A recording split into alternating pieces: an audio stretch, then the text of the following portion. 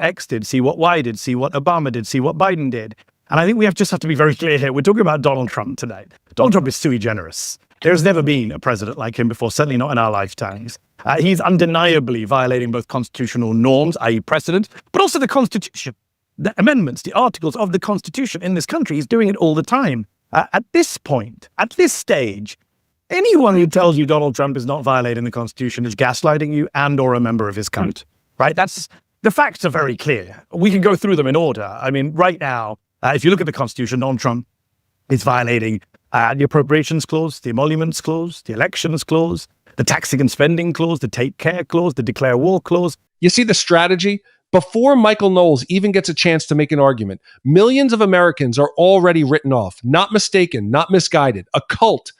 And honestly, that's become the default setting in modern politics. If you support Trump, the conversation isn't about your reasons anymore. It's about your character. But here's the problem with that approach. The moment you stop debating ideas and start attacking the people listening, you've already admitted you don't trust your own argument.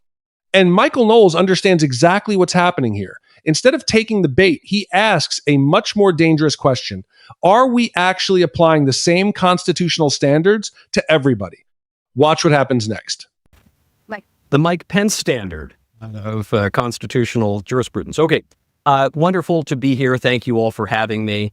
My father is a Dartmouth graduate, so I hope I don't do the family too much shame this evening. But I don't think I will, because we have to Mehdi's point, you have to narrow in on what exactly we're discussing. What does it mean to uphold the Constitution? And I certainly hope that my opponent here does not mean some kind of pedantic literalism that merely looks at the text of the Constitution, though we should certainly do that as well. But to uphold the Constitution, it would seem to me, entail upholding what the Constitution has meant, how the Constitution has obtained, how it has in fact governed our country from the beginning through the present. And so I think my opponent here is trying to break me away from citing historical precedent and how other presidents have upheld the Constitution. And I think that's for very good reason. If I were in your shoes, I would do the very same. Because when you look at how the Constitution has in fact been put into effect in the United States, no reasonable person could even suggest that Trump is upholding it. If we were to use this very muted, pedantic, literalist Constitution, then we would have to disqualify virtually every single president we've ever had from upholding the Constitution. All the modern presidents who have surveilled en masse, all of the great presidents who have violated habeas corpus, who have interned people, two great presidents and two great parties, the Republican Abraham Lincoln and the Democrat Franklin Roosevelt. But going back even further, we would have to disqualify Jefferson for the Louisiana Purchase. We would actually have to disqualify President Washington, because President Washington declared neutrality in the French Revolutionary Wars, and he was accused of violating the Constitution by no less a man than James Madison, the father of the Constitution. But Madison gets his comeuppance because Madison would be accused of failing to uphold the Constitution when he annexed West Florida. So I think when we take a look at what the Constitution has meant, how it has been interpreted by the three co-equal government, adjudicated by the Supreme Court, laws enacted by the Congress, and then, of course, the executive power and the president, we will find that the Constitution prevails. The warnings of the histrionic critics of President Trump, who have been promising us that he's on the brink of shredding the Constitution for about 10 years now, any day now, it's coming, I think we will find that President Trump is indeed the president and the Constitution, nevertheless, and I think very much for that reason, prevails. Notice what just happened. Mehdi throws out a long list of accusations, and if you're watching casually, it can sound overwhelming. Constitutional crisis, threat to democracy, historic danger, one claim after another after another. But Michael changes the conversation with one simple question. Are we actually using the same measuring stick for every president? Because if we're talking about constitutional powers, history matters, precedent matters, consistency matters. And that's where so much of our political debate falls apart. A lot of commentators don't want a universal standard. They want one rule for Donald Trump and another rule for everybody else. You don't have to agree with every decision Trump ever made to recognize that point. And here's the bigger issue. The moment somebody starts telling you that tens of millions of Americans belong to a cult, they've already stopped trying to persuade people. They're trying to dismiss them. Michael refuses to play that game. Instead, he keeps pulling the conversation back to facts, history, and equal application of the rules. But the really interesting moment comes next, because after presenting himself as someone above partisan politics, listen carefully to what Mehdi says.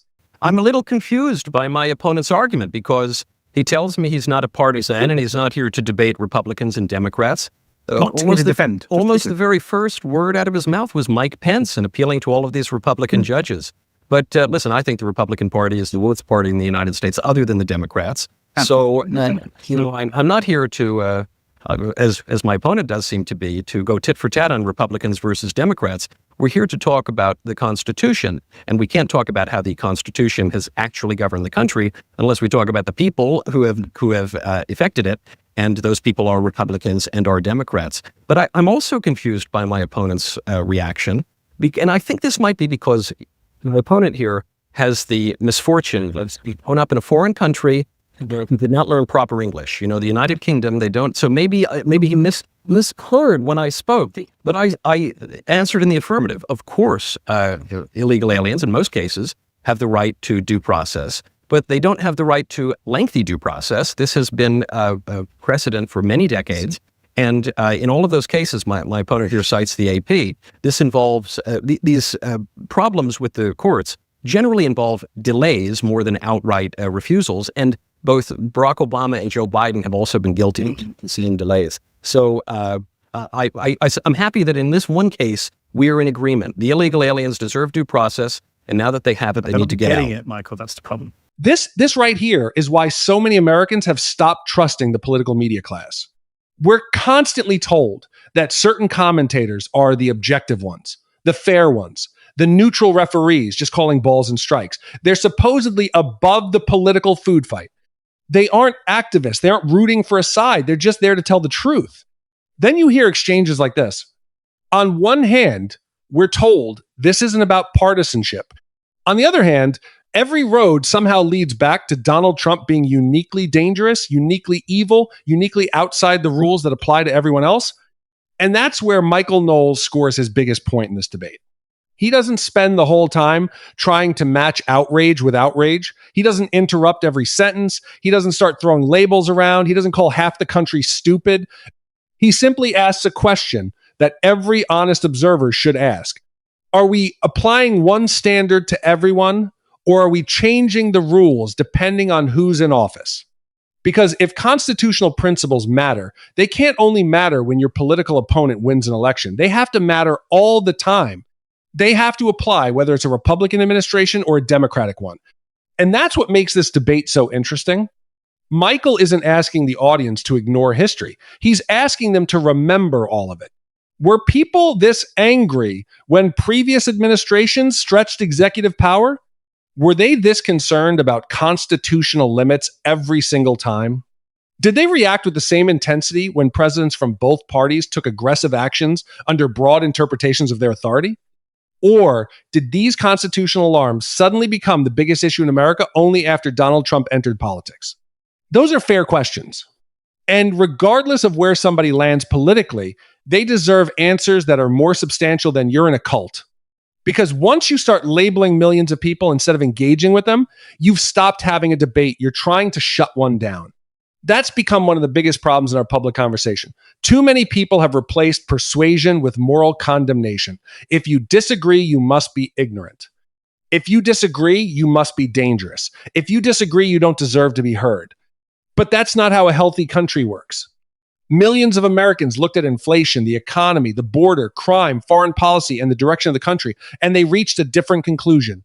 You can disagree with that conclusion. That's politics. But reducing those people to insults doesn't strengthen your argument. If anything, it suggests your argument can't stand on its own. And I think that's why exchanges like this resonate with so many viewers. They see one person making an emotional case, and they see another person trying to pull the conversation back to standards, history, and consistency. You don't have to agree with every point Michael Knowles makes to recognize what he's doing here. He's asking for the same rules to apply across the board. And whether you're talking about executive power, constitutional limits, or political accountability, that's a principle most Americans can understand. Honestly, that's why debates like this are worth watching in full, not because you'll agree with every point Michael makes or every point Mehdi makes, but because you can actually see the difference between an argument built around standards and an argument built around labels.